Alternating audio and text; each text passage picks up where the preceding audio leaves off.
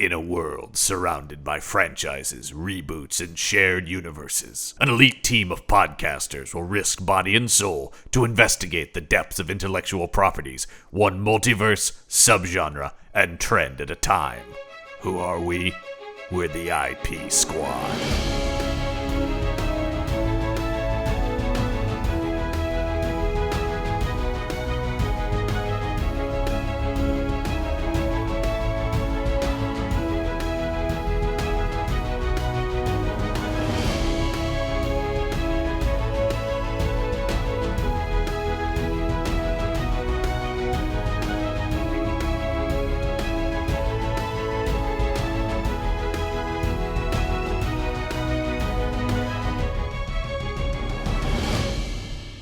Welcome back to the IP Squad, our ongoing investigation into films based on video games.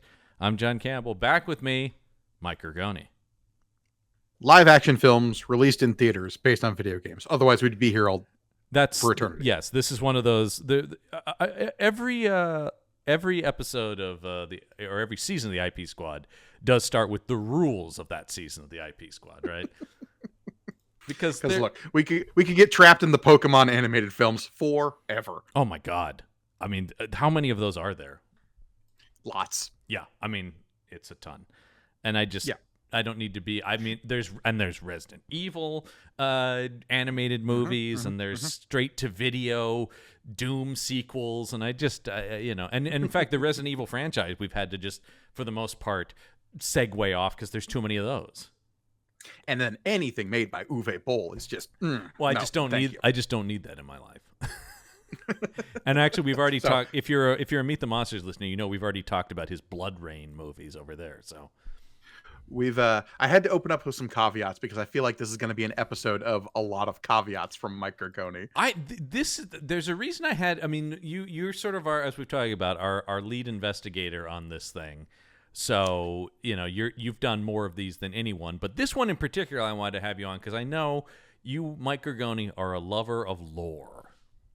I'm a lover of lore. I'm also a lover of the Assassin's Creed franchise. I will go ahead and say I've played every mainline Assassin's Creed game except for the most recent one, Assassin's Creed Shadows. I haven't gotten to that one yet. And I will say I have dabbled in some of them. So, and particularly though, what I haven't really paid much attention to is the overarching lore of the thing. I like the aesthetics of each game and the historical settings of them. The stuff about that hasn't really grabbed my attention. I'm just like, ooh, pirates, Because we were talking about 2016's Assassin's Creed. Assassin's Creed, the movie. Yeah, this is it. This is a big one. This was a big stab at a blockbuster attempt of a video game movie. Pun fully intended. Yes, this was a serious. I mean, this is a $125 million movie. This is a big old deal. It gestated for quite some time because the original Assassin's Creed video game comes out in 2007 for the 360 and PS3. Yep. And I did play that. I was there day one for that game. Yep, that one I was all. I mean, I was into the aesthetics of this, and so I definitely did play that one. And from what I gather, even as this was being developed, film studios were interested just in the vibe of it, right? Just seeing the concepts of it. It's like that looks like a movie. Well, if there's one thing that movie studios, for some reason, despite whatever year it is, whatever executives have taken control, there is some embedded kernel of thought that is, but what if we could bring back the Sword and Sandals movie? And here's the thing. I'm 100% on board for that. I love that kind of movie. I am a way on board for that type of film. I go and see every time they do one of those. I was there at Gladiator too, Yeah, I know you were. Yeah. There were sharks in a Coliseum, Gorgone. Sharks in a Coliseum. There were sharks in the Coliseum. Yeah, and there was one really angry. I remember. Yeah. But yeah, I think for the most part, the attempts at reviving that genre or doing like spins on that genre, whether it be your Kingdom of Heavens or your Robin Hood with what was it, Taron Egerton? Oh God, it was so bad. Yeah, that one was really bad. But that happened. But Kingdom like, of Heaven the rules though. People Kingdom didn't of go. Heaven does rule. People didn't I love go. Kingdom of Heaven, but it fucking rules. but for that most part, the idea of the medieval drama Yes. has or action film, Yes. in some capacity, basically hasn't worked Like- on a financial level at the very least. Like 300 is kind of the only one that really took And that off. feels like cheating.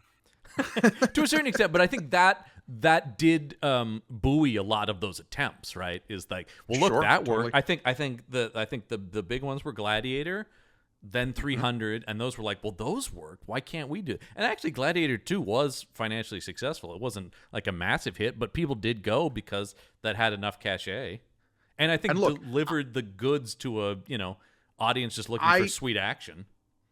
And it sounded like I was poo-pooing on that film a little bit. Yeah. If you want to see Denzel Washington acting his absolute ass off in a film, Holy go God. see Gladiator 2. Holy God, it is one of my favorite Denzel movie. Honestly, one of my favorite. I legitimately was upset he was not nominated. Not that whatever you say, but that performance was one of my favorite performances from last year. It's great. If you Yeah. want to see Denzel Washington playing with the head of a Roman emperor, there is only one movie you can see that in. I mean, say what you will about Ridley Scott, dude leans in. He does not do things halfway as a filmmaker. Now, all of that is to say, yes, this definitely felt like they thought there was an audience for this. Not only were the games successful, but they were like, "Ooh, I think there is." You're right. There is always this feeling that I think people, if we can get one of these going, we could really make people get into this. And obviously, I think they saw what the potential for this is. We could make many different kinds of movies, right? Because you can, like the games, jump timelines. Because the swerve that Assassin's Creed brings to the table, and you set this up by establishing how much I like lore. Mm-hmm. I can get into the lore of Assassin's Creed because I love this shit. Oh, Because yeah. Assassin's Creed has the sci-fi concept of, okay, guy in the present is strapped into a machine, and they can use that machine to go back to his ancestors across time that are all sneaky assassins, historical action dudes. Mm-hmm. And that is a great way to have a video game franchise, and on paper sounds like a great way to do a historical action franchise in film. It's a genius decision because it does basically mean you could make 1 million of these games, right? And they can have their aesthetics, but always And they be kind of have. right. I mean, it is the thing about I always talk about the Doctor Who idea that he could regenerate was a necessity that ended up creating something that could run forever, right? And that's amazing. Is you have a single kernel of idea that's like, oh, you've given yourself limitless license to do this forever. Yeah. And the initial Assassin's Creed, we can call it a trilogy, but really it's 5 games of Assassin's Creed 2, and then the sequels to 2, which are Brotherhood and Revelations, and then Assassin's Creed 3. Right. That's because is video games have a lot of that, where there are like, not official entries, but are kind of spin-offs or sidequels to sequels. Movies don't really do the that. whole story of that first trilogy. You really also need to include Brotherhood and Revelations. Yes. Um, Totally. And then, of course, 4 is like the pirate one, which is Black Flag, which you mentioned previously. I love purely for the aesthetics of the thing that you talk about certain. I'm always waiting for the pirate movie to come back. Sure. And not the. I don't mean the have Pirates of the Caribbean trilogy. I just mean movies about pirates. Period. Then we have Rogue, which is the Victorian London one, which I really dug. Yeah. Unity, which was the French Revolution one, which was okay. Yeah. Or no, Syndicate was the Victorian London one. Rogue was the one where you're playing as a Templar hunting other assassins. That was cool. kind of like a sidequel to 3. Here's the thing. I like the idea of the Assassin's Creed video game franchise more than I like the games, actually. I don't know how many of them I've finished, but I've at least dabbled in all of them because to me the appeal just is the aesthetics. It's the Victorian England, the Revolutionary War, whatever, is fun. And then I'm like, I kind of almost every time like, oh right, I don't really love these games is sort of my attitude. No offense to them. Because the games pretty radically change when we enter what's kind of called the second period of Assassin's Creed games, which starts with Assassin's Creed Origins, because then they become more like larger open world kind of like RPG, where you're like collecting gear and upgrades and stuff. And that's with Origins, Odyssey, Valhalla. Mirage was an attempt to get back to the game's roots, and I think they mostly succeeded. And then Shadows is kind of in the same vein as Origins, Odyssey, and Valhalla, but obviously has the feudal Japan aesthetic, which is kind of why I haven't approached that game, is because I think they already did that perfectly in the game Ghost of Tsushima, but that's just me. Oh, well, that game I adore. I've played the shit out of that game. Of course, because it's the living the Kurosawa movie I always dreamed of. Right, but there's a way to play that game where you're like total ninja stealth focused, and that is just an Assassin's Creed game. True, and I tried to play every mission that way, and then would go fuck it and start slitting throats. I swear, every single mission in that game, I tried to be stealthy and went, ah, shit, they found me.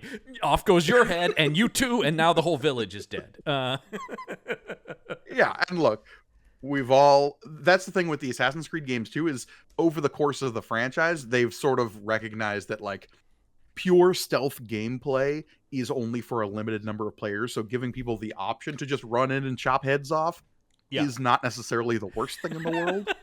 We talked about the Hitman franchise, obviously, when we did those movies. As those games have gone on, there is a way to just shoot everybody. I have definitely murdered entire buildings full of people in those games and still won and gone like, I didn't do it the right way, but I technically got past that level. Technically, you got to the stage clear screen. There was one I was playing where it was just like, I'm looking at a pile of 30 bodies because I just found a place where I had enough cover that everyone would, and I was just like, great, everyone's dead, and I just ran up and shot the guy who was, the target. And I'm just like, that wasn't what they wanted me to do, but okay. Yeah. Right. But you talk about the way they could go into 1 million of these games, and you have all of the spin-offs as well. Yes. Most of them for like mobile consoles or like little spin-off games in here and there, but they've covered a lot of different stuff at this point. Some of them are like Assassin's Creed 3 Liberation is kind of a direct spin-off of Assassin's Creed 3, but then you have all the Assassin's Creed Chronicles games, which are like little side scrollers that were a lot of fun. I will also take say, place in like China and India and Russia. As somebody who isn't really a fan of the franchise, the amount of things they put out is somewhat also of a turnoff to me, just in terms of like, it feels like there's 1 billion of these games, which, I mean, like you said, they've set up a thing to do that, and I know a lot of them are spin-offs or side games or whatever, but it really is just like, wow, okay, I don't even know where to begin. Well, and look, a while ago, you have Ubisoft, which is kind of known for scummy practices in terms of like how they produce their games, basically coming to the realization that we need to have an Assassin's Creed game basically come out every other year, and whether or not we've changed the formula all that much, so long as they sell, who cares? And like I said, I think to me, as more of an outsider who's only loosely familiar with the franchise, that is like oh god, this is real quantity over quality. And it definitely started to feel that way. Yeah. And again, whether you're hot or cold on the newer Assassin's Creed games or the older ones, this movie is definitely trying to land, because this comes out in 2016, which is right before the kind of resetting of the table with Assassin's Creed Origins. I think this movie might look a little different had it come out a couple of years later. Not that this movie needed to be delayed any more. Yeah, because this was something that we had heard obviously a lot about, and it's just there are a handful of video game franchises that have seemingly always been in development. I mean, for the longest time, we thought we would never see an Uncharted movie, right? Like, it just felt like, and Assassin's Creed had a little bit of that same history where it's like, they're going to make an Assassin's Creed movie, and we'll talk about... They started developing this in 2011. Yeah. So it took 5 years of development to get this.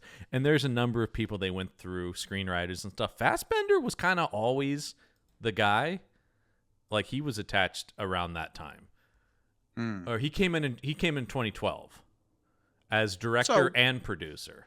So this was a real, passion project for Fassbender.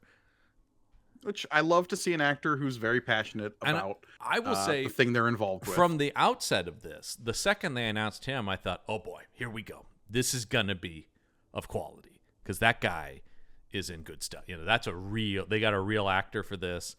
And I will say that this may be one of the most heartbreaking video game movies to me, because the more people they added to this, the more I was like, could this be the first truly great video game movie? Because they cast Fassbender, who's also producing. He brought in Justin Kurzel to direct it, who he had just done Macbeth with. They then also brought in Marion Cotillard, who was also in that Macbeth movie. And I'm like, holy shit, these are real deal, like not studio people. Then you casted Jeremy Irons, you casted Brendan Gleeson. At some point, Scott Frank was writing it. He does not have a credit on it, so I don't know if that, but he's a writer I fucking love. And for those who don't know, I mean, probably the things people would know him most for, if you're listening to this show, would be he wrote The Wolverine and Logan. Sure. Which are pretty good movies. And then, oh Lord, Omar's coming. And then fucking Michael K. Williams is in this. Boy. Spoiler for that. Fucking wasted in this thing. Has nothing to do in it. It's a real goddamn shame. So is Brendan Gleeson. I mean, really kind of everybody is, but really those guys in particular. Anyway, and so I was really like, good God, this thing has like a prestige, team involved. This doesn't feel like a studio thing. And boy, oh boy, though, 20th Century Fox got their goddamn hands all over this thing, didn't they? This is a compromised film. Oh, yeah, and everyone involved will tell you that. Yeah. Yeah, this thing got messed with. That being said, I think it might be the most successful adaptation we've watched thus far this season. Really? Oh, well, I mean, okay, successful adaptation, because it's a pretty dog shit movie. I found myself enjoying it more than I was expecting. You hadn't seen it, right? I had not seen this movie. No, this is my yeah. first time watching this movie. Okay, that's interesting to me. And obviously I'm coming in with the baggage of my love of the franchise, my ability to parse like the gobbledygook of the lore, right? Yeah. Because this movie goes hard into the whole, like, okay, there are these two warring factions. They're the Brotherhood of Assassins and the Templars, and they've been fighting each other across history. And the modern iterations of the Templars have become this like mega corporation called Abstergo. Right. And yes. like, if you don't know that going into this movie, it doesn't not explain itself in the film. It's tough, though. It doesn't explain itself very well. It doesn't hold your hand at all. And when Jeremy Irons meet the elders, you're like, okay, what's going on? And you can put it together. No, I mean, it's not that it's hard to follow. Here's what I would say. It's not that it's hard to follow, but I found it very hard to care. There's not a lot of particularly for Cal Lynch. I did not care about Cal Lynch, even though he's played by one of my favorite actors. Or his ancestor, Aguilar de Nera. Well, I will say, I think all the stuff in 15th century Spain is the highlight of the movie. I think that stuff looks great. I think that action is awesome. And I kind of wish that was what the majority of the movie was. But no, there is so much gleep-glop science fiction stuff in modern day. And I think that ratio is a mistake in this movie. Yeah, because here's the thing, and maybe why I enjoyed this movie than I might have otherwise, is in especially the first trilogy, which is again 5 games. Right. One of the ongoing things in that game, which is in this movie, is this thing called the bleeding effect, right? Where you're gaining skills from your past lives in the present. Right. So there was always sort of this promise in the Assassin's Creed franchise of like, oh, okay, you're slowly acquiring all these assassin skills from across history, and then those will be applied to the modern day. How cool is that concept? And then the games never deliver on that. And so this movie sort of does in a way that I found pretty satisfying. Interesting. And so like, maybe that's just me coming away from the games being like, something that was never really realized in the games is actually being delivered on in this movie in a way that I found pretty satisfying. Be. I obviously can't, I can only empathize with that so much because I just don't know what that is. But I got to say. But I that is probably a failure of the movie. Well, because I will say this was met with extreme disinterest, and I completely see why, having watched it again. This is another movie that did meh box office. $125 million budget, did 240 worldwide. That's not great. That's not what they were Not looking an for. absolute disaster, but definitely not worthy of making a sequel. No, they were gung-ho. They thought they could make 5 of these things easy. Sure, because again, the setup for the franchise here is extremely potent. Totally. I mean, and it makes sense. I will say, they did cut 38 minutes out of this movie from Kurzel's cut. I'd be so curious to see. I would be curious what that is, too. I know there are whole characters gone in this. Yeah, and I was reading, so we have our band of people who are descended from assassins in the Abstergo Which I got to facility. say, what's left of them, you might as well cut them all. Yeah, but they're all connected to characters from the games, which I Yes. found interesting. There's a section on the Wikipedia for this called Connections to the Video Games that is pretty interesting. And a lot of that is because Cal Lynch is a new character created for the movie, the main character. Because this is what I'll say before you get into Yeah. this is the reason I say this is a successful adaptation is because it does the thing that we always laud the Fallout show for doing, is that Right. it takes place in the world, but it doesn't refute or try to retell any of the stories that are already set down. And honestly, it kind of fits seamlessly in with some of the events of other Assassin's Creed Which is stuff. because this had a lot of involvement from the Ubisoft team and stuff in it. And they were very keen on that idea, right? That this could slot in without damaging what they were doing, but as they talk about, still feature a number of familiar faces to those people who played the game. None of that played to me at all. I mean, I know the basic lore of the Assassins versus the Templar stuff, but people's names and stuff, I wasn't like, hey, Well, yeah, and that because guy. we lose so much of those side characters, I feel like some of what we're missing here is stuff from them, right? There is no doubt there is more Michael K. Williams on the cutting room floor. There has to be. Otherwise, why did you cast such a great actor? Because he's connected to an Assassin's character that's from Assassin's Creed Liberation, which was a great spin-off for 3. Here's what Fassbender said.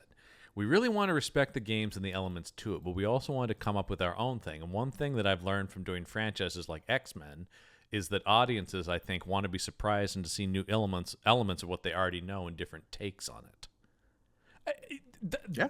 I mean, that's why I say this movie's so heartbreaking to me, because it does sound like a bunch of talented people went in with totally legitimate intentions to this thing, and we're on the right track. And through, I think, a lot of studio meddling. I know Justin Kurzel, who directed this was he's an Australian filmmaker. He makes a lot of movies I love that nobody sees, and that's okay. But I mean, Macbeth, because he had done Macbeth, which got him this, which was he did turn that in. Have you seen the Fassbender Macbeth? I have not. It's really good. I mean, he really turns it into a big, bloody medieval war epic.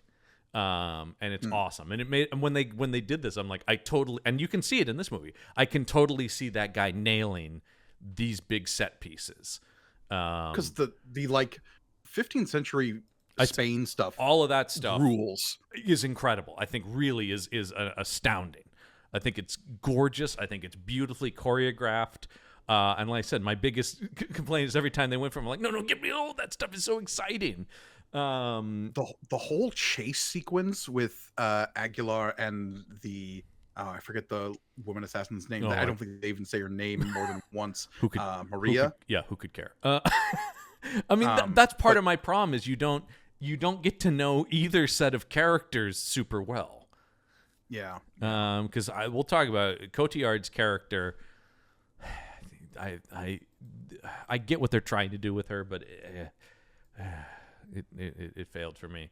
But that stuff. So him doing that, but he's talked about this made him not want to work with studios ever again. This really, he's like, I went in thinking I was gonna make something cool, and this was a real heartbreaker for him, and like my Hollywood movie experience was a nightmare. And he's since gone back to making the little crime movies that he came on the scene with. I loved his last movie, The Order, which I think was criminally underseen last year with Jude Law. That's amazing. Go check out The Order, everybody. It's a very intense true crime film. And that's, but that he's talking about that I kind of want to keep doing that. Like, I did not. Starring Mark Maron of all people? Yes, Mark Maron's great in it. Okay. Cool. Mark Maron and Nicholas Hoult in a totally chilling performance as a neo-Nazi leader. Oh, jeez. Oh man, it's a haunting movie. Okay. That is very prescient, though. People might want to check it out because it has a lot to say about things. Anyway, but I do think that it does sound like there was maybe different visions at work here. Sure. I mean, a studio wants an action franchise that they can make $1 million of, and Fassbender and Kurzel are looking to make this like depiction of man's duality across time and because I mean, what is the nature of violence? Right off the bat in this movie, it's aside from the assassin stuff, the introduction of Cal Lynch, the cut from him being a kid to him being executed, I was like, wait, what? What did he do? Like, there's definitely stuff missing there up front, right? There's a dropped line about how he murdered a pimp. Yeah. And that is what got him executed. And I guess he's in Texas, so like, look, maybe that's all it takes. That's a real short jump there for the audience to be like, Texas, right? Where they execute people all the time. But apparently there was entirely cut a character of the girl that he saved from that pimp, and they cut all of that. He had a whole relationship with like a young girl who was victimized by this guy. And that I understand why the studio might think that needed to go, but I will say, having not seen it, just on paper, that idea would have endeared me to this character infinitely more. Yeah, instead we get a scene where he talks to a priest, and the priest says, "Happy birthday, you're gonna die." Yeah. And then, because we start with the flashback of him as a kid, and they do the thing about, look, he was trying to do parkour then. Yeah, and maybe if instead of the dropped line about him killing a pimp, we do have he has spent a life living in violence. Yeah, like that's maybe more reinforcing what this movie is trying to talk about in terms of like the duality between like, okay, is violence this inbred thing in humanity in general? Because that's sort of the point they're trying to make with Fassbender's character. Well, and that's the point, right, of what Irons is trying to do. The villains are trying to control society for the greater good, in quotes, right? Right. We're trying to rid the world of this violence, but their solution to that is to take away free will, which is, once again, on paper, there's a lot of good stuff here. Sure, yeah, and that's a big thing in the games, right? Is the whole idea is that there are these pieces of, and this is another like sci-fi thing that they don't go into at all, but is a big thing going through the series of the games, is these pieces of Eden, these like technological things that are MacGuffins for the most part. You got to find the pieces of Eden, right? Yeah, I mean, everyone in this movie is looking for the apple, right? The apple of Eden. Yeah. And eventually in the games we find out that there's a bunch of different apples of Eden. Yeah. That makes sense. There's the staves of Eden and the swords of Eden and yada yada yada. But totally. Those are all leftover pieces of an ancient like pre-man civilization that would eventually get warped into what we perceive as gods. Right. And I got to say, and this is probably me and probably less so you, when this thing starts with a crawl introducing lore, I'm like, uh-oh. And I like a good lore crawl. It's true, but it immediately to me, and I think I think I speak for some section of the audience, though, when I say to a lot of people, including myself, it's like homework. Yeah. I'm going to remember when you just start with, and there are tons of movies that do this. Obviously, they're all, Star Wars does it in a real, like, winky, serial movie kind of way.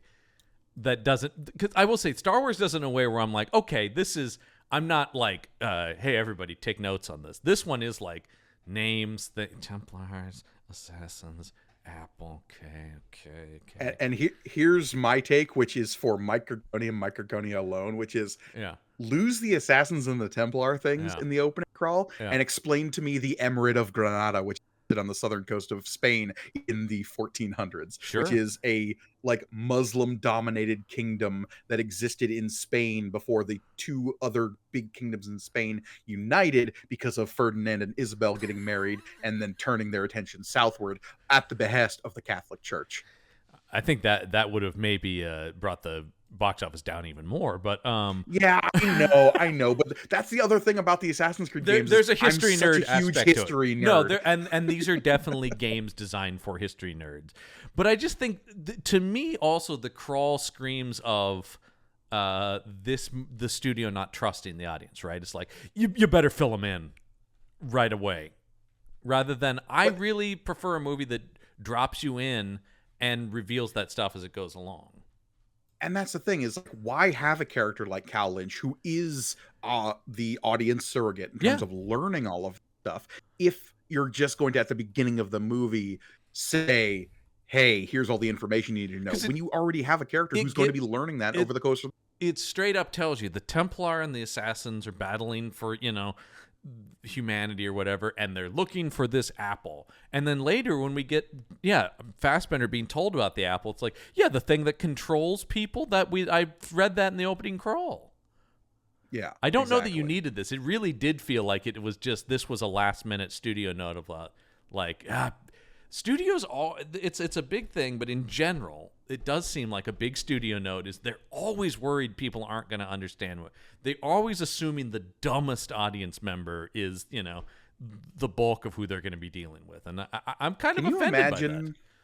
Can you imagine the beginning of John Wick? The world is replete with assassins. Yep. They trade in golden coins that only they know how to handle. Honestly, I think the biggest thing that saved John Wick is that movie cost so little and the studio didn't give a shit about it that they were kind of allowed it. But I think had that movie been a bigger priority for a studio, there probably would have been something like that. Gold coins are the only currency. He's like... Known as the Baba Yaga, John Wick has seemingly tired from... As I gotta say, the plot of the movie isn't as complicated as the opening crawl would have you believe. It's like there are two factions. They are both trying to find this thing for different reasons.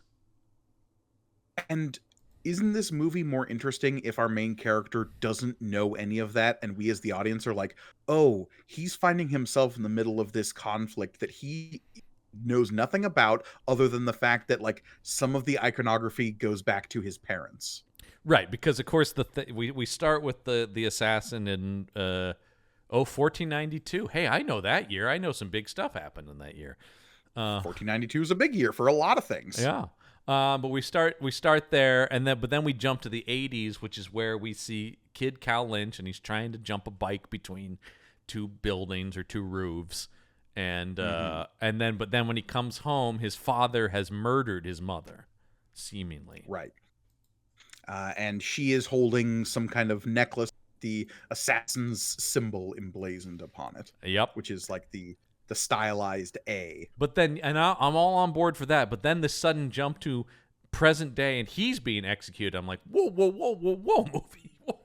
What did I miss?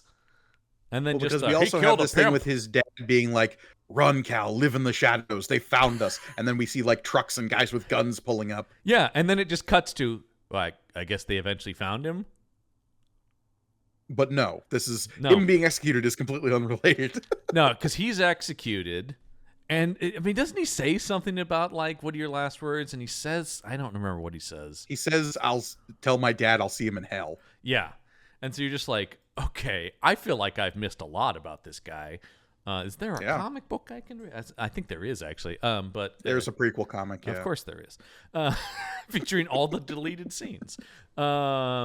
Anyway, so they execute him, but then what's this? He wakes up somewhere. Yeah, and he has been abducted by Abstergo. Yes, and he's talking to Marion Cotillard, who plays Sophia. Yes. Marion Cotillard, who's an incredible actress, and kind of doesn't have a ton to do in this movie. So she's supposed to be the character who is in it for the science of the thing, not Yes. for the world domination of the thing, right? Right, that's it exactly. She's there actually thinking, because she has this whole thing about she thinks she can curb humanity's violence, like literally like cure people of violence, which is insane.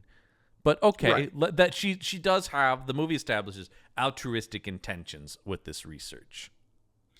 So their whole thing is they've identified a bunch of people who genetically are assassins. Right. And like this is sort of a thing from the games insofar as like, okay, we're seeking out the descendants of these assassins throughout history. That does not inherently make them violent or killers, but that's what this movie sort of presupposes. Right, is that, yeah, that you're born to this.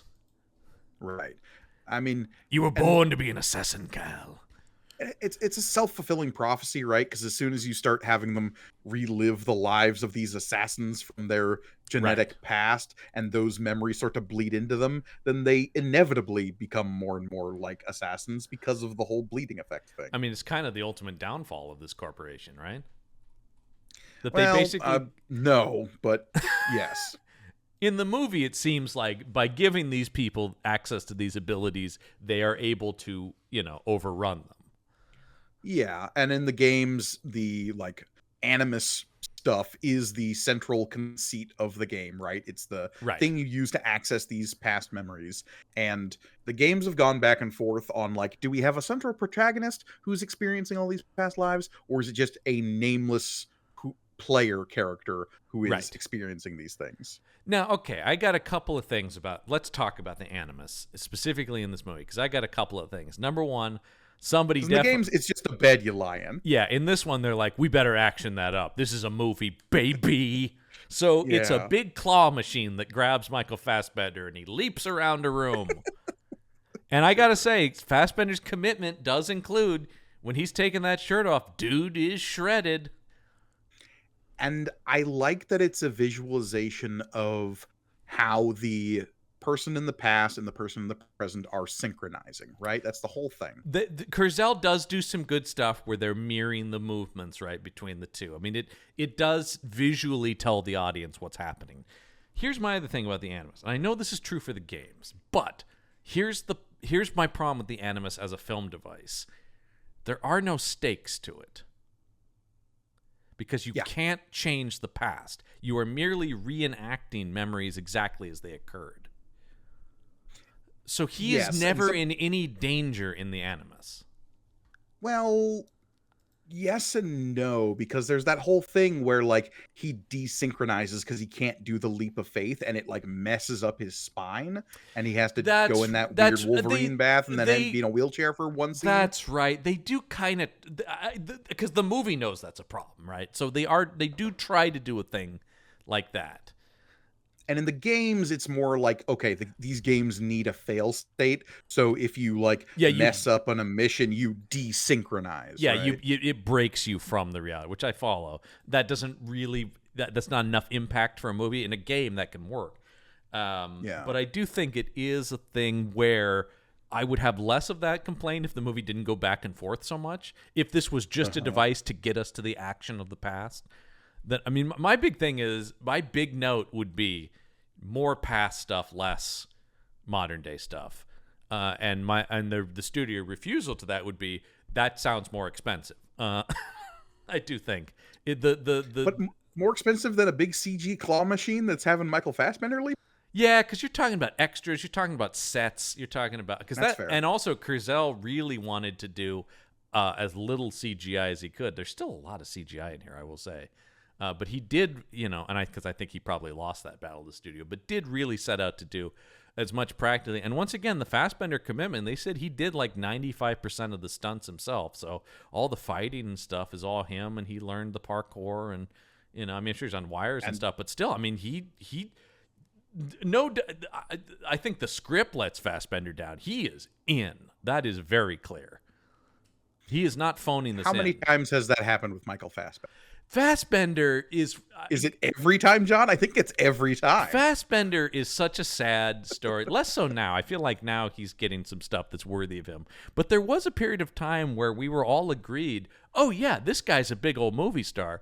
And then time and time again, he would be let down by projects that were never his fault, right? There's always like, well, Fassbender was good, but because he's the best part of literally every X-Men movie he's in. No question.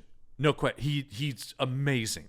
He's amazing in Dark Phoenix. Like, say what you will about that movie, all the Magneto stuff kicks ass in that movie. It rules.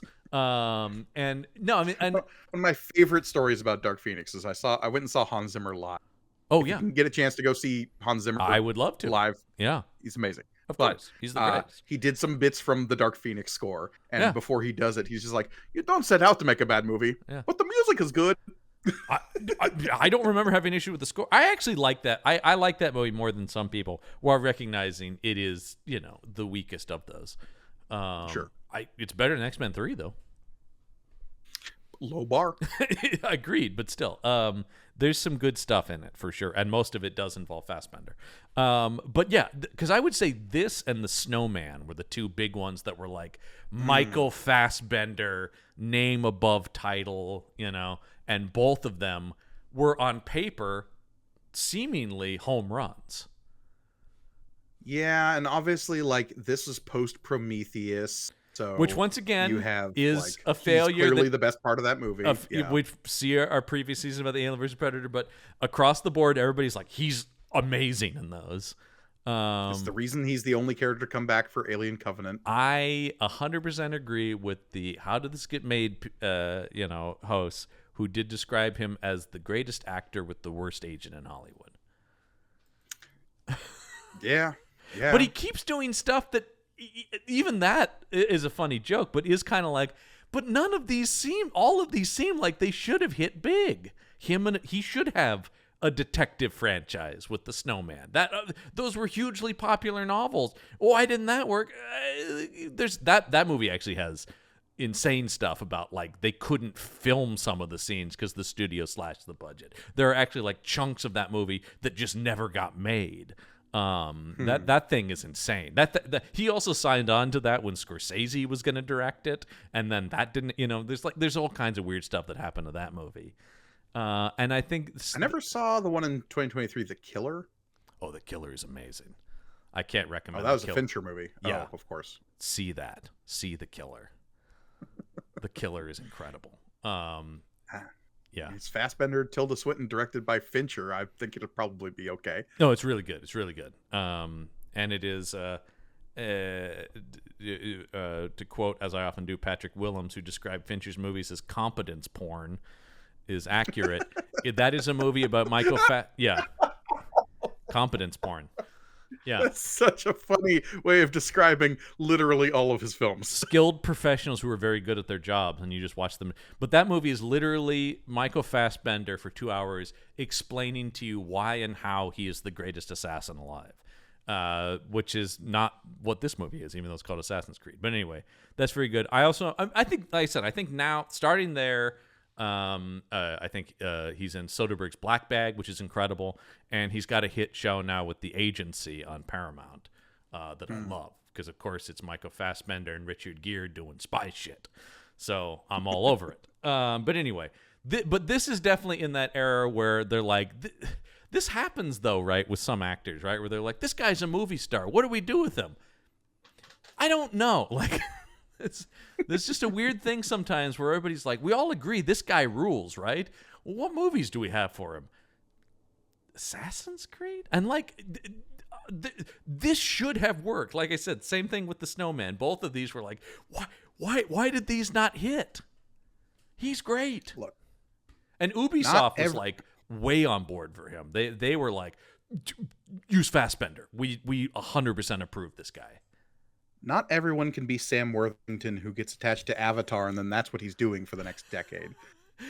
It's true. Worthington does a lot of interesting stuff similar to Kurzel that no one sees, but I do, that are like Australian crime movies and stuff. I'm like, oh, he's great, actually, and stuff. But yeah, but everybody's like, you mean the Avatar guy? I'm like, well, he does those, yes. But like, Watch him in like Under the Banner of Heaven and stuff like that. He's amazing.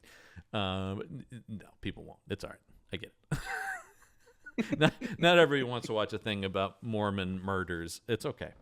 Though that show is amazing. Starring Andrew Garfield and Sam Worthington, two people who just sort of disappeared. Garfield has been doing a lot of stuff, just not That's necessarily at the biggest level. But once again, I'll just keep recommending other things to watch. Garfield and Tick Tick Boom is an astounding performance. All right, fair enough. That dude is crazy talented.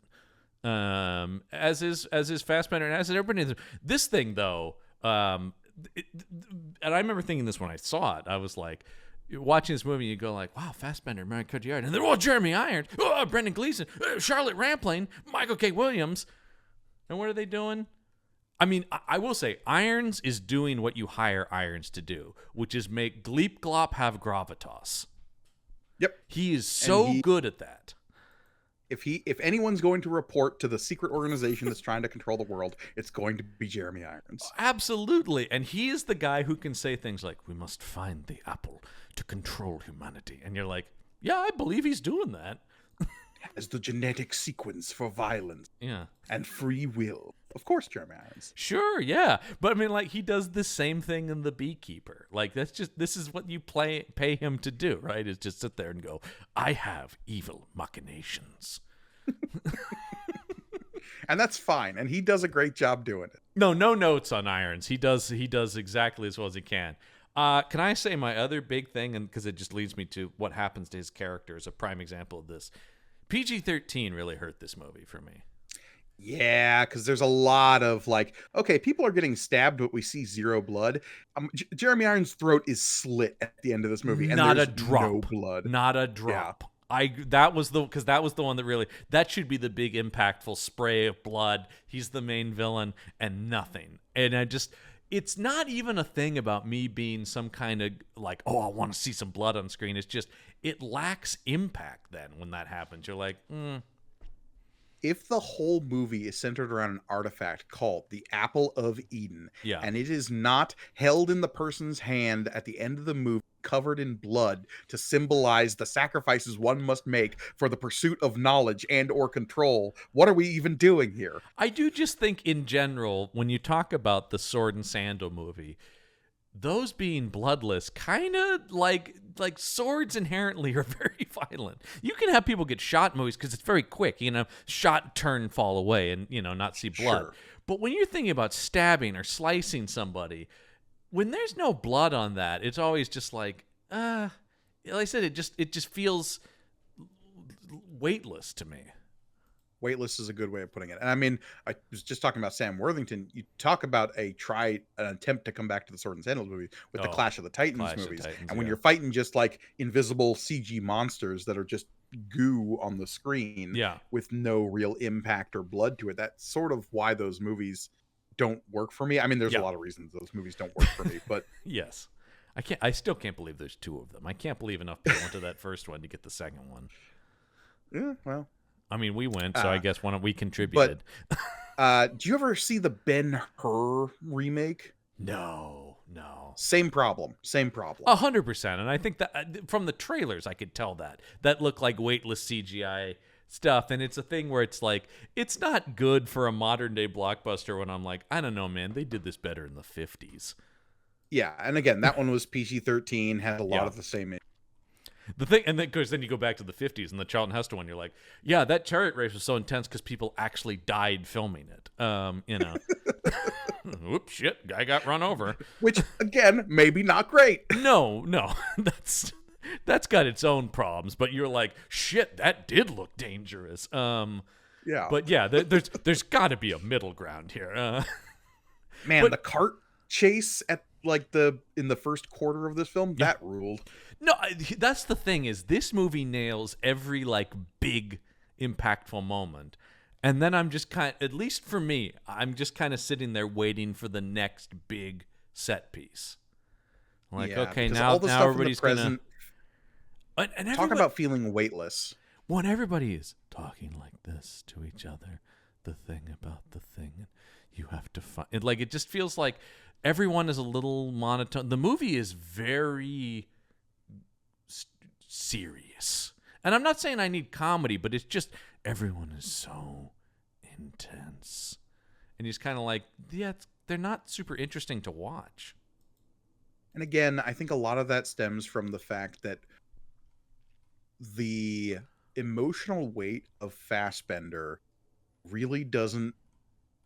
We're sort of told what his emotions about the situation are, because the whole his arc in the movie is he is participating semi-willingly at a certain, and so everyone else who is like tied up in this Abstergo experiment is like, you're going to give them the keys to the kingdom in terms of global domination, and you're just going with it because Buck your dad, right?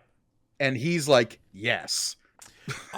I'm actually, like, even the pitch is, I'm on board for Assassin, One Flew Over the Cuckoo's Nest.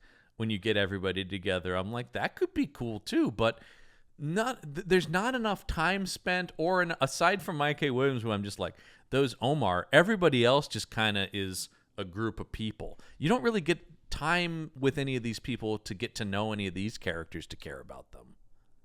No, and even Michael K. Williams' character, we just see him as the, like, hey, bud, there's something going on here he just character that you always get in every Asylum movie, right? Yeah, he just talks the most of them. And he is an actor who stands out. But it's nothing on the page is actually making this guy interesting. And then everybody else is just bleh. Could be anybody. Besides the one scene in the cafeteria where down with Fassbender to sort of explain everything, we never have any good character moments between them. No. And then even when we get to Brendan Gleeson as his father. Yeah, because Brendan Gleeson, I don't know what he's doing in this movie. Taking a paycheck? They cast Brendan Gleeson, yeah, he's getting a paycheck, as Fassbender's dad, which the very Irish Brendan Gleeson being, I don't know, Fassbender's also Irish, but like he's not doing the accent in this movie at all. I did think that was an interesting thing when I'm like, oh, Gleason's not playing an American and Fassbender is. Interesting. So you got two Irish guys, one of which is playing Irish and the other one is playing American. One note I did like is that they had Brendan Gleeson's real son play him in the opening scene as the... Brian Gleeson plays young Brendan, which is pretty smart. Yeah. They got the Gleeson that looks like him because he also has his son Domhnall that doesn't look anything like him. That would be very odd if Domhnall Gleeson was that lanky ginger. I don't know. I mean, I guess they each got each parent's DNA, because every time I'm like, it's very hard for me to think of Domhnall Gleeson as Brendan's son, because he is the polar opposite in like build and everything. It's just like, oh, I guess they each took after the different parent. But yes, because his other son, Brian, does look exactly like a young Brendan Gleeson. Yeah. And over the course of the film, we discovered like, oh, Cal's dad killed his mom so that Abstergo wouldn't abduct her and strap her into this machine like they're doing to him. But I will say, horrifically wasted. Like you said, what are you doing in this? Brendan Gleeson is one of the best actors of his generation, and what's he doing here? I thought for a second delivering I was a monologue about devotion to the Assassin's Creed. Yeah. And I thought for one brief moment, I'm like, are we about to get Brendan Gleeson kicking ass? Oh, no, he's dead. Never mind. Yeah, he stabs one guy. Yeah, but I thought, oh, here we go. All right, maybe it's worth the price of admission to see Brendan Gleeson. No, never mind. All right, he's gone. He's gone, everybody. It's over. Why would they leave him that knife? I don't know. Also, if you love spring-loaded knives, this is the movie for you. Oh, look, I mean, the wrist knife of Assassin's Creed is the iconic image from the Assassin's Creed. It's on the poster. Right? The poster for this movie is Fassbender with that blade coming out of his slave. I love that the poster has him with that, but doesn't have his finger chopped off. Nope. Well, we got to clean it up because it's PG-13.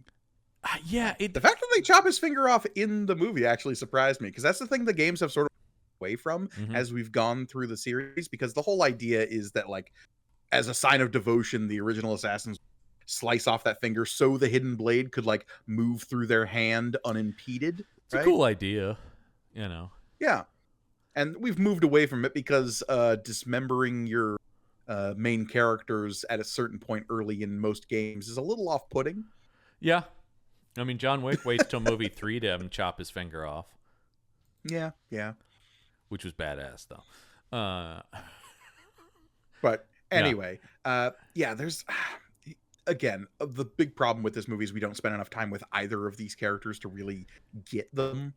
No, and same thing with like when we talk about the female assassin in the past, we can't even remember her name really because there's no time devoted to the people around him in the past particularly, or what that like, because the whole idea is what we find is that they're using the specific thing they want from him is he can find the location of the apple in the past, right? Right, because they know that his ancestor was the last person to have this particular apple of Eve. Right. And so that's what Jeremy Irons and they know that because they've collected all of these other assassin descendants and like put together this puzzle across history to be like, okay, who had it when, where, and how, and where does the trail end? And they have figured out up till this point that the trail ends at this assassin in the past, Aguilar. Right.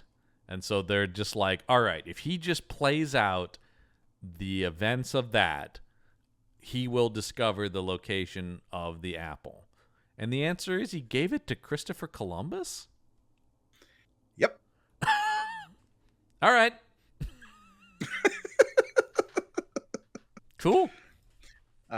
Noted genocidal monster Christopher Columbus. Yeah, this movie really doesn't get into what Columbus was like. If you want to talk about being a history nerd, this thing is a real, like, let's not dig too much into that guy. Yeah, and look. Kind of an idiot and an asshole, Yeah, and the fact that famously he was famously sucks, but he's also like a noted historical figure that you can place at this place and at this time. Because the second I will say this much, as the history nerd, this movie is pretty historically accurate to a point. Sure. But the second they says 1492, I'm like, waiting on that Columbus cameo. Yeah, sure, and he's there because like he's in the court of Isabel and Ferdinand. Yeah, because he's about. You mean because he's about to sail the ocean blue? Sure, whatever.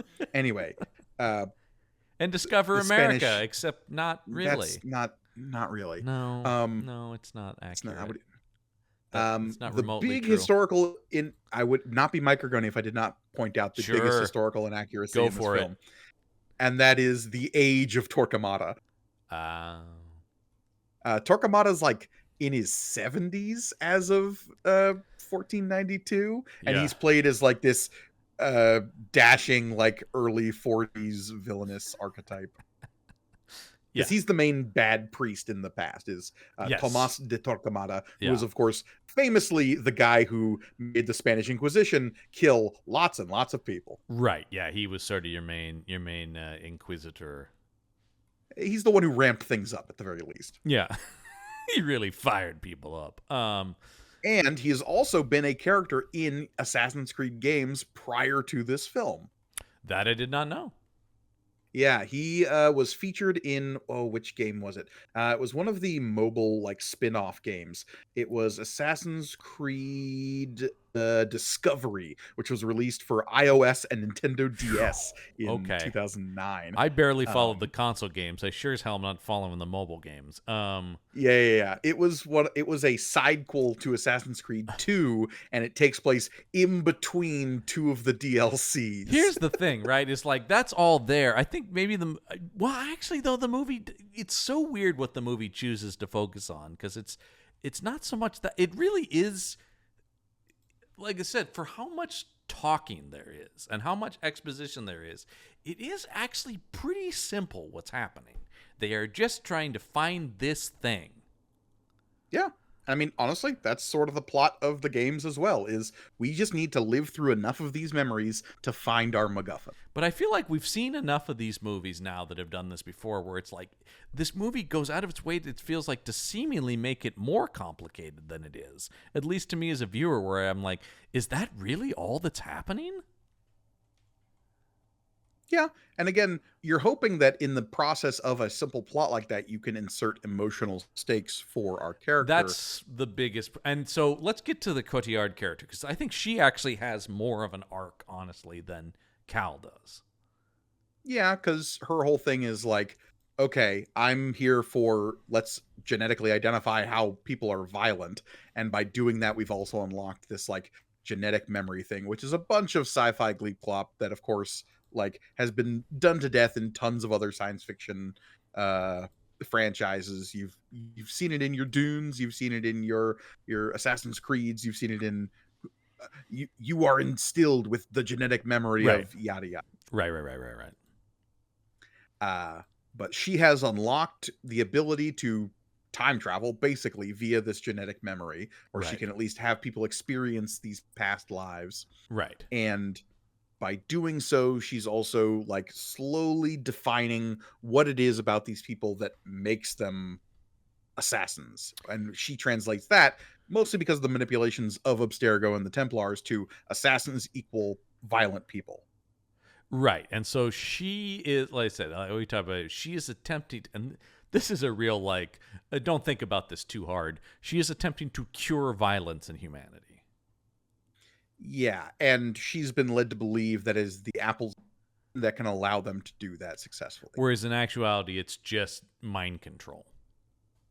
Yeah, exactly. And we see that more in the games where it's like, okay, the apples of Eden specifically and the staves of Eden to a greater extent are about like literally controlling people, Which, like physically, like as puppets. for a villain plan, I wish there was, because I like the idea that Jeremy Irons thinks he's saving the world, or the Templars think they're saving the world, right, by taking away free will. Because it's an interesting thing where I saw a quote from Curzel where he's like, I really wanted to make it clear that, like, neither side is purely good or evil. And you're like, at least in this cut, it felt like it was pretty clear where my allegiance should lie. Yeah, and that's pretty true in the games too. Just like, look, Templars equal bad guys. Right, yeah, and like assassins may be assassins, but they're definitely, in this circumstance against the Templars, the side you're rooting for. The moral grayitude of it all comes to the fact that, like, okay, I guess our quote unquote good guys are inevitably killing lots of people, But but the they're whole mostly idea is that like pretty they have to do justified. that to Yeah. ensure freedom of humanity. Yeah, I don't get a lot of what he's talking about. And maybe his cut had more of that. I don't know. But at least in what came out, which, by the way, I thought there was going to be a post-credits scene. But no, there is 15 minutes of credits in this movie. Yeah, they kind of pad the runtime. IMDb points out it's an eighth of the movie is credits. Because this thing Well, clocks you have in. that many historical extras and costume makers. This John. thing clocks in an hour 55, but it's actually an hour 40 of movie. We like a good short movie here on this podcast. We do, but keep in mind that Curzel's cut was 2 hours 20. And again, I would be very curious to watch that. I know it doesn't exist really. Yeah.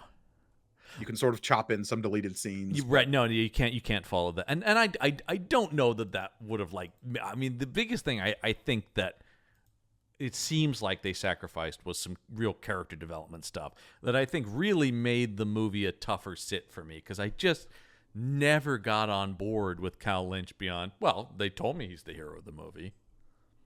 Yeah. So the And Cotillard again, thing. Sorry. Oh, go ahead. Oh, I just think his journey would be more compelling if we weren't starting the movie with Assassin's good, Templars bad. Yeah, if we more slow rolled into that and discovered that through him and his realization that he needs to become an assassin. Because, I mean, that's really his thing, is he needs to embrace being an assassin, right? And fight the Templar. He needs to take the leap of faith. That's the whole thing. By the way, there is a thing that I read in the IMDb that is so infuriating when you actually watch it, which is this movie set the record for the highest free fall in stunt performing history, but it's cut so terribly in the movie that you can't actually see it in its entirety. Is it the fall from the half-built tower or the fall from the bridge into the river? No, it's from the half-built tower. But Okay. they cut mid-fall to something else and then cut back. So you can't actually see that it's this incredible real free fall. That was a real free fall? Yeah, the guy, as I said, it set the record. Wow. I think he still has. thought that was all CG. No, it was a real fall, but the way it's cut is very poor, so you don't get the sense. It's one of my only notes from the action of this movie, which I think is otherwise very well put together. I'm trying to see what it was. Yeah, I mean, it's an incredible thing. It's a real free fall, no cables or anything. The stunt guy did it, and then you're just like, and that's how you cut it? What are you doing? Yeah. I think that was. You think that was studio interference? Could be. I mean, something to. It's tough to tell because of editing rooms can get so too many hands on the. This pod, thing right? screams of it.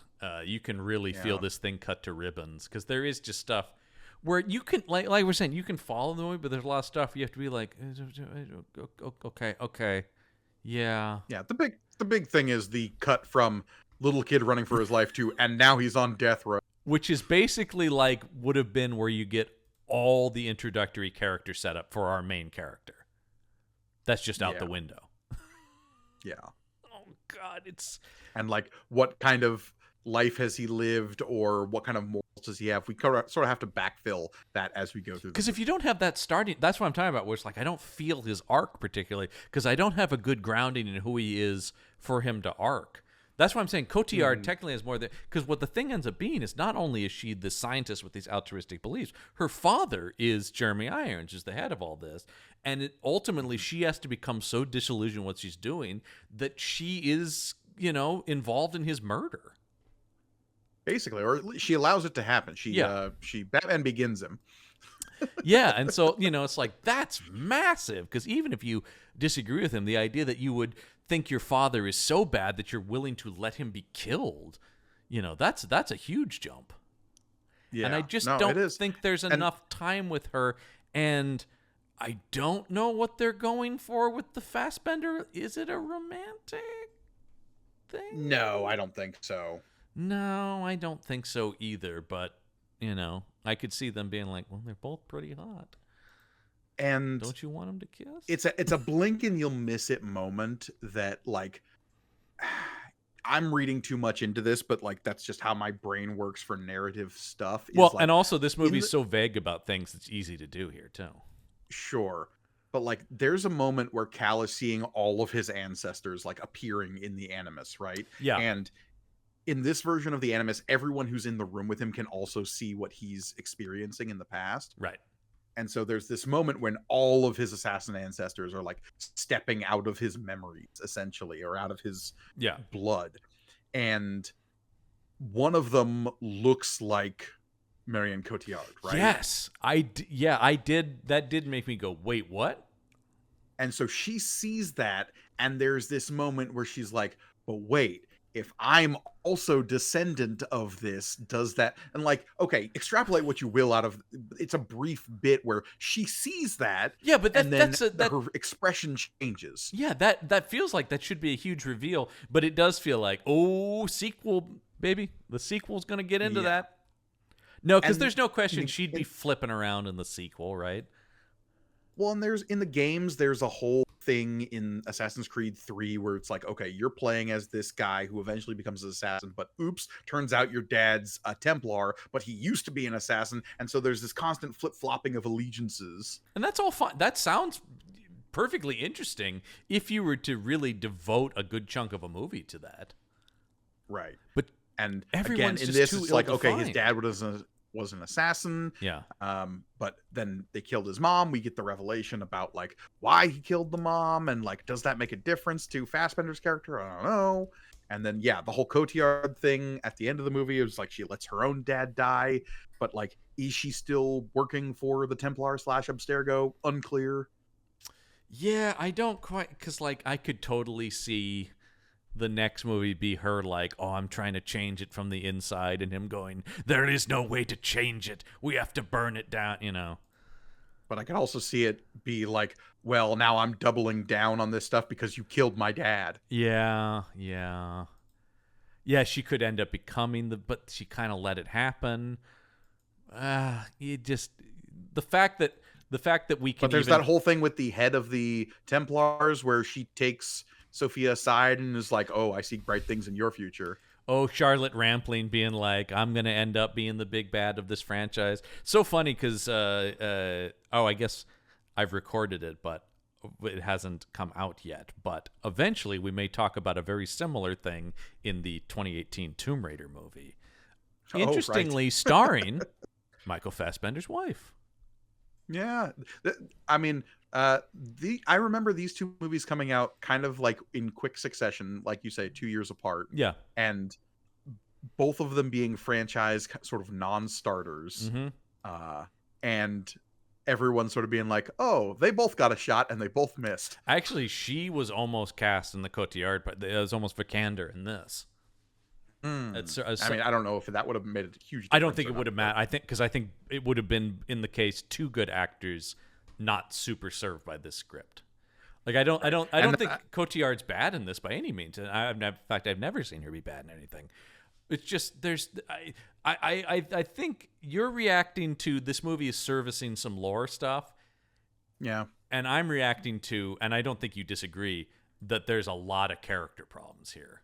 So that Sure, yeah. I'm on board to get involved in any of this stuff, but the movie keeps me at such a distance that all I can do is go, that was a cool action scene, and then it's kind of boring when they're talking about the apple.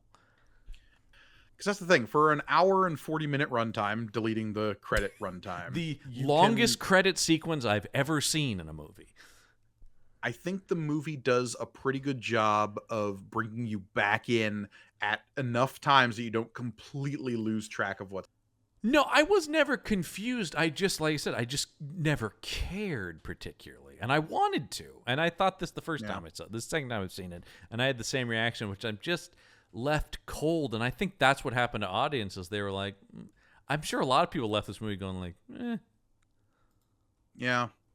And like, is that because we don't have a quirky, quippy guy at the center of this? I don't think that's what, I mean, I don't think it's specifically that, but I think to take that note in the direction I think actually is wrong, we just don't have a lot of people with character. They don't have to be quirky and quippy, but there's just not a lot of people with anything interesting happening internally. Everyone is just sort of a piece of the plot. Fassbender's trying, right? Because Fassbender, Everyone Fassbender's whole thing is, this thing happened with my dad. It seriously messed me up. And now I'm sort of going along with these people, not really understanding the consequences of my actions. Because Fassbender, and I've seen it in so many of his movies, I mean, it's a big part of why his Magneto is so effective. He can play that internal, like, frustration and rage, right? This whole thing about, like, the world has made me into this thing. And, you know, tell my father I'll see him in hell. Like, he can sell the shit out of all this stuff. But you just go like, why? And maybe some of that's in Kurzel's cut. I don't know. Kurzel is a very good filmmaker. We don't know ultimately because, like, for all we know, it's 20 more minutes of really cool action sequence. Yeah, maybe that could be good too. I mean, I know, like I said, I at least know there was something about a character that, you know, that led him to commit the murder. That I think really is the fact, regardless of what the scenes are, but the fact that we don't get an explanation of the murder that got him on death row, that's just a big problem. That really is, to me, that should matter a lot. Right. And like, okay, maybe he has been living a life of crime, because we see that, like, those or show me that of, like, yeah, because we get a little bit when Cotillard is saying like, oh, we've been watching you your whole life, and she has like newspaper clippings and like photos of him when he was younger into modern day Fassbender. And so there, some of those clips are like guys involved in crimes or robbery rings, like, so clearly this guy's led like a pretty messed up life, but we just don't get any of that. We don't feel the impact of it. That's kind of the problem, and it, I mean, it really is a tell instead of show thing, right? Yeah. It's just like, we are told this guy is a lifelong criminal, but the other thing that would have been nice too is the whole thing about his father telling him like, stick to the shadows. It would have been nice to then cut to adult Fassbender running from the cops or having a hiding place or something, you know. This idea that he's been moving from place to place and is sort of a, you know, transient. I don't know, any of that kind of stuff. Well, and we get this setup at the beginning with Abstergo showing up or the Templar showing up, so we don't really even get the reveal that like they've been hunting him his whole life until Right. later. And so like if Fassbender had some idea that these were the people that made his life kind of a living hell that he had to stick to the shadows to avoid, Yeah. like I don't know, that'd be something. I also want him to have a little bit more of like a fuck you attitude. He kind of does, but he's a little bit like, meh. And that's the script. Once again, it's not fast, but no, I mean, honestly, I don't think anyone is phoning it in this movie. No, I think everyone's trying. Everyone is a very good actor. They have a good director. This is just a case of it's definitely a hack job. It may have also been a situation where this script wasn't fleshed out enough. I don't know. Who do we have for the writing credits on this? A lot of people. Oh, okay. Well, and including, like I said, like Scott Frank is like mentioned as having done some work on it. But we have Michael Leslie is the first name on it, who makes sense. Wrote the Macbeth movie that Kurzel and Fassbender made, and actually has written a lot of good stuff. Or not a lot of good stuff, but some good stuff. Wrote Little Drummer Girl, which was a John le Carré miniseries that I watched, of course. And I guess it wrote the Hunger Games. Oh, it just wrote the new Now You See Me, Now You Don't. They finally got the title right. that's the subtitle of that movie. Yes, the third one is Now You See Me, Now You Don't. They finally got the title right. Yeah, Adam Cooper. Okay, here's the Fox guy. Okay. Because his other credits are Exodus, Gods and Kings. Remember Ridley Scott's Moses epic? I remember that movie because it's so insane, but yes. Yeah, when he talk about Ridley Scott's like, you're trying to bring back the Sword and Sandal movie. I'll do you one better. I'm bringing back the biblical epic. Complete lack of interest from audiences. And he wrote The Transporter Refueled, which was Fox's attempt to make a transporter movie without Jason Statham. Didn't do well, believe it or not. Yeah. Bill College, the other credited writer on this, seems to be a writing partner of the last guy because he's also credited on Okay, Exodus so these and are Transporter Refueled and Allegiant. And these are all Fox movies. So these are the Fox guys. Oh, and you talk about Sword and Sandals of Kings and Prophets, a TV series from 2016 that was Ray Winstone as King Saul. God, I forgot all about this. Yeah, everyone did. It's okay. I definitely didn't watch it. In fact, I might have made a point not to watch it. Like, it's one thing when you're just like, I'm sorry. You're going to try to turn the story of King Saul into like, and it's badass. I mean, it's Game of Thrones was Yeah. like, what if during like the 2015s, 2016s, 2017s, like everyone was like, okay, what can we kind of angle towards Game of Thrones? What's our game? It is just like every network was just like, what's our Game of Thrones, you guys? So ABC did a biblical epic. Including that still recently happened. Do you remember that like last year there was an Anthony Hopkins Gladiator show? No, what? Yeah. It was either like last year or the year before. There was a show with Anthony Hopkins as the Emperor of Rome overseeing gladiatorial combat. Yeah, it's a real... I'm glad Anthony Hopkins is getting paid. Oh, me too. Love the guy. Those About to Die. That's it. This was on Peacock? Yep. That was their attempt to do like a bloody sword show. Oh, hey, they even got Ewan Rowan, so they got a Game of Thrones guy in. Oh, yeah, what did I hear? I heard somebody say that they were in a studio office and in like movie studios, they'll have pictures up of people they want to cast and stuff. And they said they were in a studio office once where it was just everyone on Game of Thrones. A picture of the entire... we'll take anyone from Game of Thrones and put them in something. We want anyone that's been on that show. And I believe it because I've seen enough movies that almost everything I see has someone from Game of Thrones in it. And that's fine. Yeah, There's a lot of good actors on that show, you know? They're getting paid. Hey, man, you know, Kit Harington needs work. And I love Kit Harington. They won't give me the Black Knight time travel movie I want. Give me that Black Knight movie. Marvel, you hear me? Do we want to talk about... Okay, let's talk about how this did, because I think we've mostly talked about... Like I said, there's weirdly not a ton going on. The only other thing I want to mention is this is produced by Frank Marshall, who is Steven Spielberg's main producer and the main guy behind all the Jurassic franchise. Kind of a loss for him. He's also married to Kathleen Kennedy, and they run a company together called the definite win for him. Yeah. I mean, they obviously met producing Steven Spielberg movies. So, yeah. All right, let's talk about how this did. I overall, again, I do want to before we get to the box office of it all, I do want to sort of like return back to my original point of like, I think this is still maybe the most successful like adaptation we've seen. That's an interesting question. Yeah.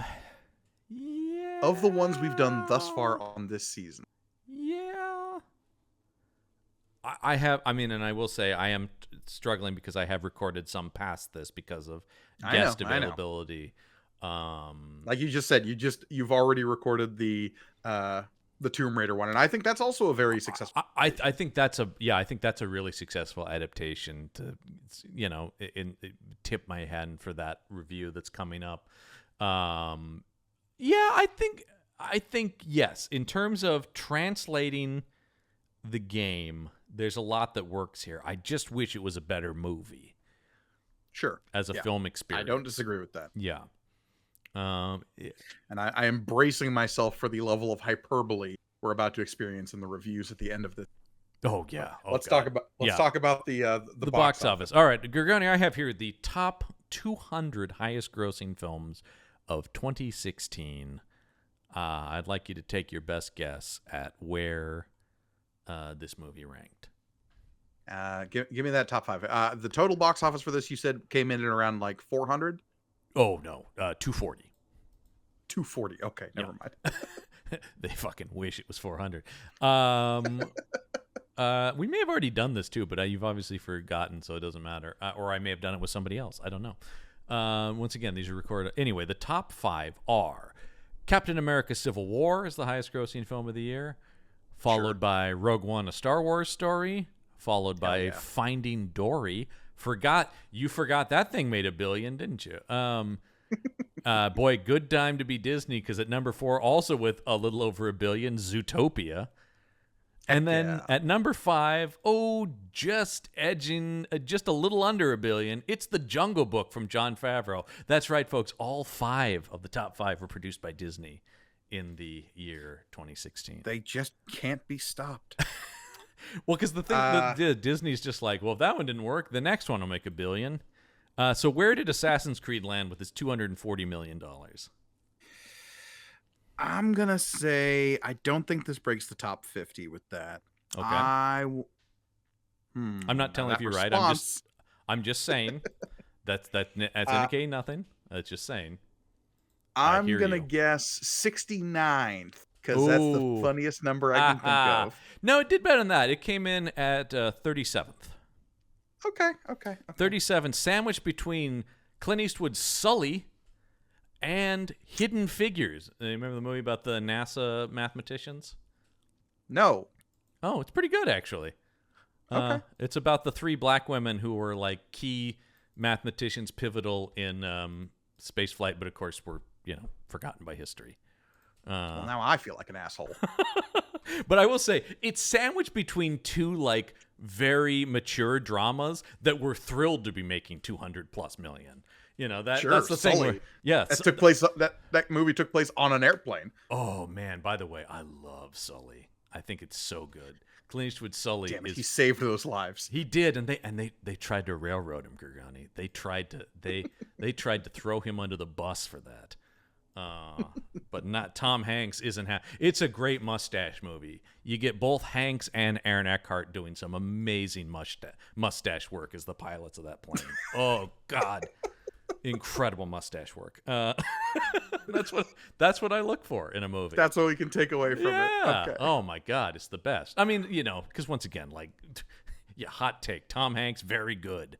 He's really good in it. I don't know what to tell you. Anyway, all right. Clint Eastwood can direct good movie. Yeah, man, he really can. That guy. I hope I see he's working on something else at like 95. He's gonna die on set. Yeah, I think that's his goal. All right, Gorgone, what do you want? The high or the low? This is so like middle of the road, like right? Like Mm-hmm. because the IMDb rating for this movie is 5.6. I think that's totally fair. I No, think this is a dead down the middle. There's some good yeah. stuff, but not enough to recommend it.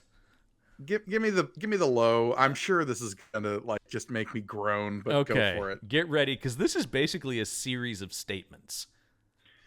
Sure. Shocking movie! Exclamation point. How can people give this a 10? I'm curious, please tell me how. That's the title of the review. I mean, I would agree technically if you didn't read it in that tone. First of all, I'm a huge fan of the... Oh, I didn't say who this is from. Sorry. This comes to us from Gambo28389. Hello, Gambo. Here we go. First of all, I'm a huge fan of the games, especially the second game. I was a bit worried that this would give me a biased view towards the movie, but I decided to leave my thoughts about the games at the doorstep and approach this as a neutral and not become blinded. Approach this as a neutral. That is what they wrote. As a neutral and not become blinded by my fandom. I'm positive. As opposed to an acid or a base. Yes. Yeah, I got you. I'm positive I managed to do this.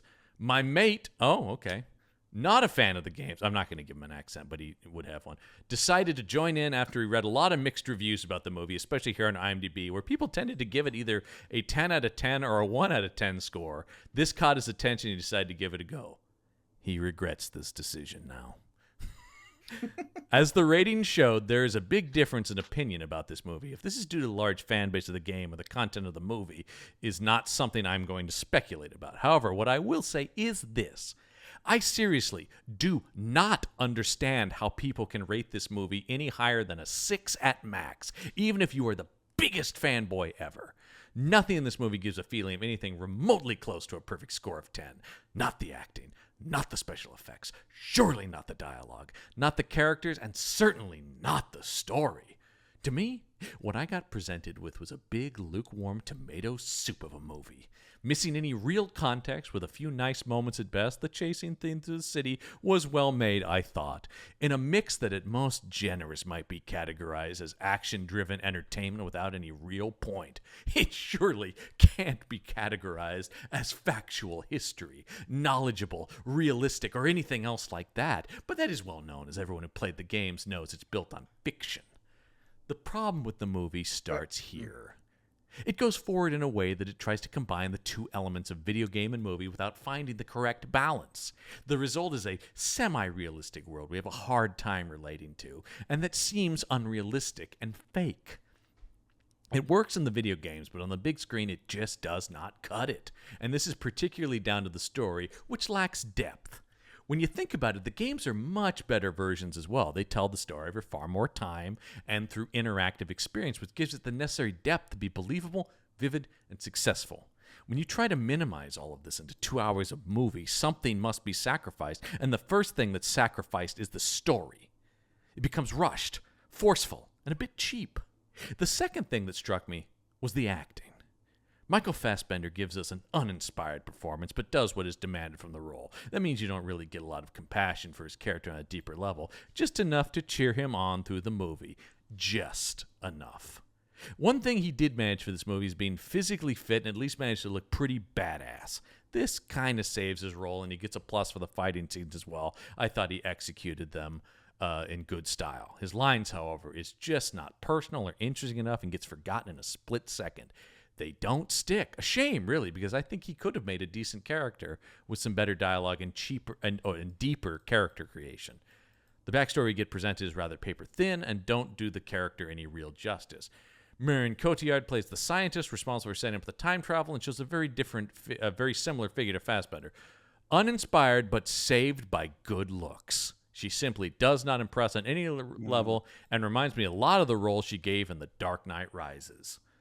Just forgettable, I will admit it. I'm not her biggest fan, but I seriously expect more and think we as consumers should expect some sort of passion to be showed from actors that get paid well above the average. All in all, a bland performance. In short summary, none of the characters give us anything else than average performances. He lists some more of those, but I'll skip over because this is a long review. The only thing this movie does successfully, in my opinion, is this: bring a video game to life, in quotes. However, this does not make it great in any sense. There's too much lacking in terms of general quality. I don't want to spoil too much, and I think I've already got my point across. If you disagree, give it a 10 out of 10 rating. I would really like to hear your arguments for giving it that score. You surely must have seen something I did not. 1 out of 10 stars. John, Yeah. that was not a review of this movie. That was a review of people giving this movie a 10-star review. That is what happens on this often. So that person lists a lot of reasons why this shouldn't be the lowest categorical score you can give it, a 1 out of 10 on this arbitrary rating system on IMDb. And then proceeds to give it a 1 out of 10. I know. Because they are acting in defiance of the people who give it 10 stars, we are about to read one of those. Yeah, so I brace my sense of decency. This is a thing that happens a lot on here, right? It's like, how could you give it a 1 or a 10? It's crazy how many people are having arguments across reviews on IMDb. It's very strange. It's why part of me chafes against the whole concept of this segment in this show. And look, it's your show. I'm just a guest here. Yeah. But I've been on enough of these now at this point that every once in a while we do find one that's really out there. And I do look. I do try to find some real and wild... look, someone who is overzealously giving this a 10 because they think it is the perfect film, or someone who thinks that hasn't seen any other movie besides this and Citizen Kane, and so they give this a 1. I will say there's a lot of people who are just like, hey, critics, have some fun, why don't you? In a lot of the 10-star reviews. But I think you will not be surprised by what the takeaway from this person is. This comes to us from Mega Zero XUXZ. Mega Xerox? Don't try to spell leet speak, John. All right. Look, I just read these. I just read what's in front of me. If you're in a set, this is titled. It's the teleprompter.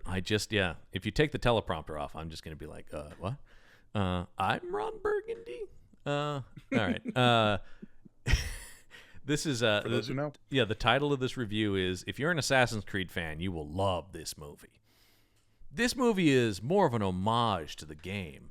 The writing is similar, the plot is similar, and all the action is great and well done. The movie did a great job at recalling all the great moments in the Assassin's Creed series and retrofitting them into this new plot.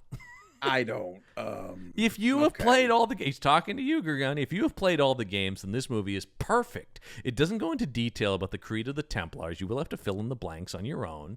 Some scenes are very powerful if you understand the backstory and things that happen in the game and connect the references. Basically, this movie is a huge Easter egg from the games. A bunch of references, and all in all, it was fun watching it with a friend and pointing out which scenes were inspired by which game in the series. For example, the ending is like a big-ass homage to the original game trailer, the thing that started it all. Oh, boy. That's not... Also, okay. If you were a veteran of the games, you wouldn't want to sit through the whole Templar versus Assassins and their creed explained for the 5th time anyways. This movie cut to the meat of the games, and I was glad that they did it like this. Not a lot of video game adaptations are bold enough to skip key plot points. That's... what a sentence. I'm glad that these fucking plebeians who haven't, played the games, this isn't holding their hand. Very few movies are bold enough to not include key narrative moments. This movie, sorry, I'm going back to his review. This movie is catered heavily on the true Assassin's Creed fans. I am, for once, extremely happy I bought a movie ticket full price to go and support this production. It did not let me down, and I am extremely proud of the cast and crew for their work on this movie. 10 out of 10 stars. This guy is just like, I'm glad they made something that won't appeal to a mass audience, so I'll never get more of these. I would appreciate a movie that did that on just an audacity level, right? Yeah. Of just but if they also made it like a good, compelling film that is completely opaque to anyone who hasn't played 5 video games. I love the idea about it's great they didn't explain stuff because I already know it. Yeah, and look, we accuse the Warcraft movie of basically doing the same thing. Yeah, it definitely does. Although the thing, of course, we talk about the Warcraft movie also included stuff that even you as game fans aren't the most interested in. Right. But this movie does explain all the basic concepts. Like, I don't know where they're getting the like doesn't explain things Yeah. thing from. Like, And yeah, thank they God don't it go doesn't. into the history of the assassins as they came up in the like Mediterranean landscape of early like 10th century. Finally, a movie that doesn't have information and backstory. Blah. Yeah, we don't go into how they have evolved from a organization called the Hidden Ones and eventually found their way Turkish steppe Yeah. to develop into the assassins we know in the 15th century. Sure, we don't get that, but No. And that's okay. that's okay. Oh boy. Well, there you go. There's your highs and lows for the episode. All in all, yeah, Assassin's Creed. I do think the mildest agreement I'll say with this is I do think it does behoove you to be a fan of the games, because I think this movie is a tough sit if you're just trying to enjoy like a cool action movie. I enjoyed it for what it was. I think a 5 or 6 out of 10 is a perfectly Is this a acceptable score for gentleman this. 6, Gorgone? It's a gentleman's 6. I think the action, like as far as historical, like constructed action sequences are concerned, are some of the best I've seen. No, in the recent action memory. is really very good. I would actually go say, though, if you enjoy that, maybe go watch Cruzel's Macbeth, which I think is a more successful movie Sure. that has similarly awesome medieval combat in it. But is, of course, a little but yeah, highbrow, it's maybe. held back by being a PG-13 film. It's That's- held back by all present day stuff, and yeah, I don't know. I Go will play say that's- Assassin's Creed Brotherhood, the best. I mean, game I of the think, series, in my as opinion. always with a lot of these, is like, maybe just go play the game. Yeah. It's unfortunate. Just looking at my schedule here, what's next week on the show? Why, we've already previewed it, Gorgone. It's the 2018 Tomb Raider movie. You saying there were 2 years in which there were no Well, other video game adaptations? this came out right at the end of 2016, so there's like a year where there's no video game adaptation. Okay, fair enough. Because actually, I looked. We did already talk about this year, and it was for Warcraft. Also came out in 2016. So That's true. and did this? And Warcraft did make more money than this, Yeah, thanks to that Chinese audience. which was not interested in this movie. No. Um, They were holding out for that French audience because of Ubisoft. Yeah, man. Or Spain, because of all the Spanish talk. Oh, that Yeah, one that note I did time in like. Spanish history. One note I did like, as I bring that up. I did like that everyone spoke Spanish in the flashback scenes. Yeah. I was like, wow, that is not something I would think a studio would back, but I love it. All right. Well, of course, if you want to check out more from us here on the IP Squad and all the shows on the Punch Up Entertainment Network, head over to our Patreon page, patreon.com/punchupent. That's punchupent. Get cool exclusive bonus content, like I said, from all the shows on the Punch Up Entertainment Network, as well. I've been talking too long today. As help us out with the creation of these shows. Gorgone, where else should people check us out? YouTube. You want to give them a specific URL? YouTube.com/@punchupentertainment, of course, is what I meant. There's just so few things on YouTube. You can probably find us easily. Yeah. Don't While do you're there, that. you can find all the shows on the Punch Entertainment Network, like May the Panel Be With You, where I talk about Star Wars comics, or Campbell and Jones Meet the Monsters, where John and somebody else talks about old monster movies. Or that person who's on the show next week. Who? Yeah, Brendan Jones is talking about Tomb Raider with me. I'm non-familiar. Sorry. I don't acknowledge him. He knows what he did. He knows what he did. Yeah. But yeah, while you're there, please like, comment, subscribe, ring that bell for notifications, because we're putting out so much content over here. So much at the content. Punch Up Entertainment Network. We got stuff every day of the week. Yeah, Monday through Friday, there is new content every day. We do take the weekends off. Come on, let's. Yeah. But Yeah. But that's going to do it for this week on the IP Squad. Until next time, the case file, it's closed.